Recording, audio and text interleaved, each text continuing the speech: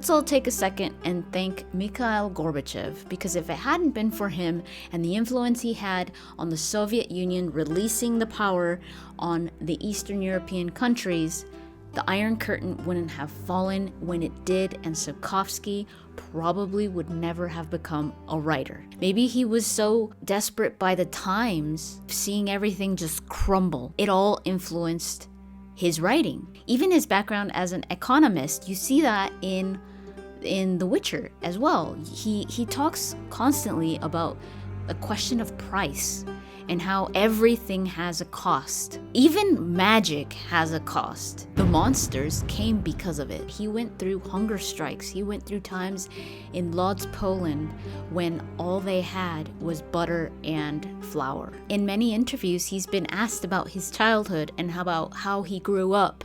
And he says that he was in war when he was like 10 years old. He was in war with his fellow people just to survive. It's funny because when they ask him where he got the ideas for The Witcher and what was his influence, he just says that's what was needed. He says that nothing really influenced him. How you grow up, the culture that you were raised in, the life that you were raised in, the society that you were raised in, everything around you creates you as a person. He wrote what he knew. There may have been no real philosophy behind his ideas, but there was definitely impulse. There was definitely what he understood to be life. He says that there was no romantic embellishments in how he wrote The Witcher. It's like, oh, here's a metaphor for this and here's a simile for that. He just used technique. That's it. Some people ask him who his favorite character is,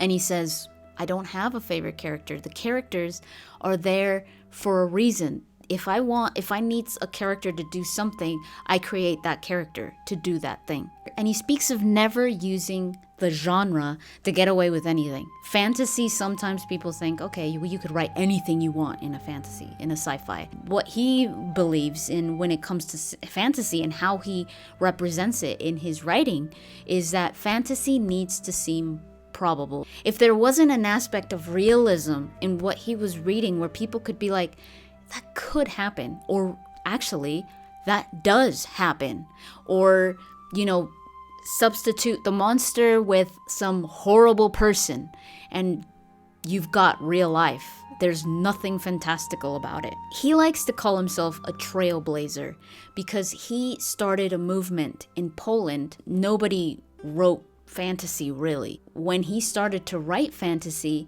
was actually considered to be a genre or something that stupid children would partake in or that were entertained by. So what he wanted to prove was that writing was not about genres.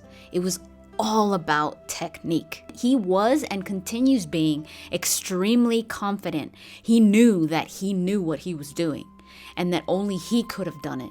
He speaks of course it did well because I wrote it. He was the one that read those books. He was the one that read those 80 books. He was an expert in what literature was at the time. It might all seem a bit self-centered when you listen to him talk, but he was the person that changed people's minds in Poland what fantasy was. He made people think that fantasy was a way of telling a story, a dark story. It was dark times that seemed impossible, but no longer difficult to believe.